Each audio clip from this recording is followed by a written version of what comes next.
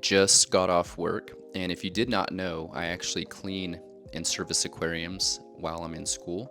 So let's work after work and clean the fish tanks. I'm also going to go over kind of an updated maintenance regimen that I go through for these aquariums, as well as feeding, dosing, and just kind of the upkeep for the tanks. So let's get into it. First thing I wanted to talk about is what is the maintenance and what do I do on a weekly basis for these aquariums? So talking about water changes, which is probably the biggest topic, I do bi-weekly water changes on the 30 and the 20 gallon, but for the 6 gallon right over here, this guy gets a weekly water change just because of how small the tank is. It is 6 gallons, it's got about 5 gallons of water in there. So, a lot of parameter fluctuations that can happen. So we just want to stay on top of water changes and making sure that we're doing a really good cleaning on that tank. Now, something that we're going to do today is something that I do almost like every other day, it seems like. I will clean the glass on all of the tanks at least twice a week. It's typically on a Friday and then usually on like a Tuesday or a Wednesday. Today's Monday, but I just figured I would do it for filming.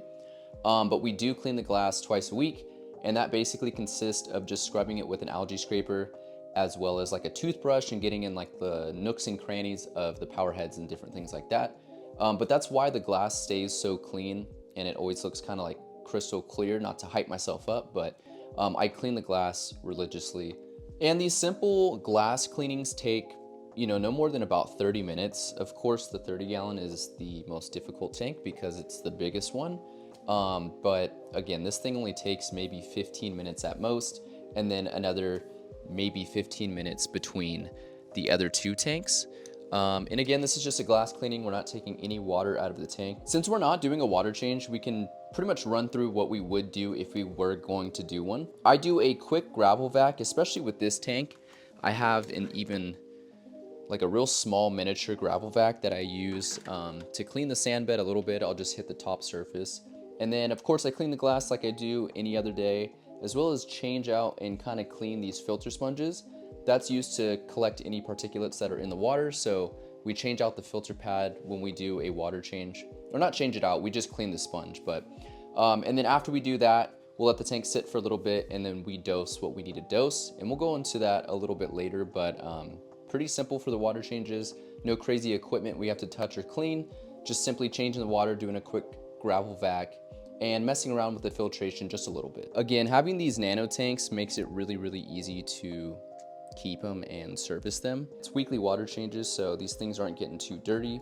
It doesn't take long to clean the glass, and just really easy tanks to take care of.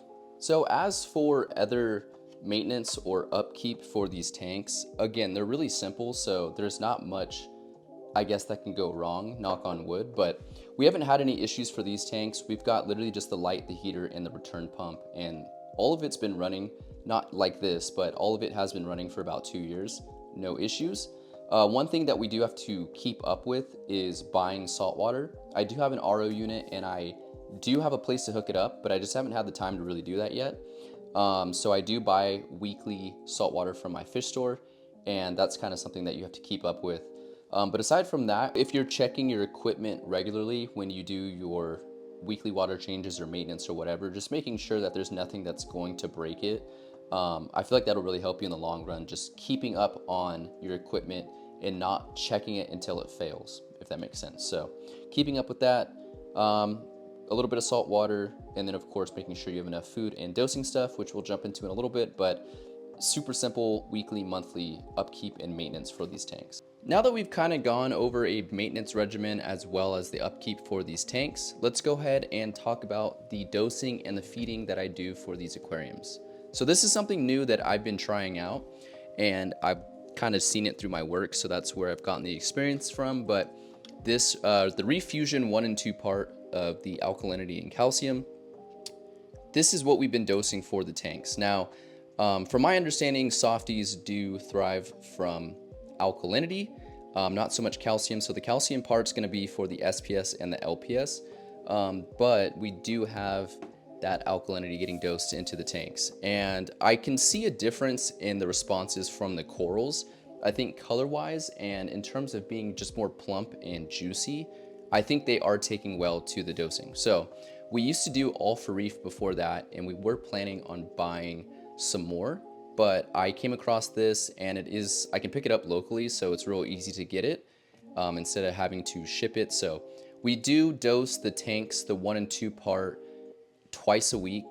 So on Fridays and Wednesdays we'll dose. We do the first part in the morning and then we'll do the second part at night. So for the corals, aside from the Fusion 1 and 2 part dosing, we also do have some Polyp Lab referoids so that they are able to eat something. It comes in like this really small powder, and you basically just put it in a little cup with a turkey baster and mix it around, and then you kind of spot feed the corals. So that's what we use for the corals there. This is also, again, going to be more for the LPS, but we also do spread some around for the softies. And now starting with some of the food for the fish, they're both the same brand and essentially the same ingredients, but we've got these, get it to focus, we've got these omega-1 pellets and flakes. I feel like the fish that have a little bit smaller mouths like the flakes, as well as the cleaner shrimp, but then some of the other bigger fish like the marine pellets. So these are both nutrient dense and they're pretty much the same thing, just in different shapes. Now, if I take you guys off my tripod and we walk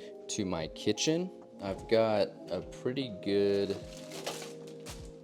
collection here of frozen food. So we have been trying to feed our fish a very nutrient rich diet. So we've got a wide range of frozen foods here.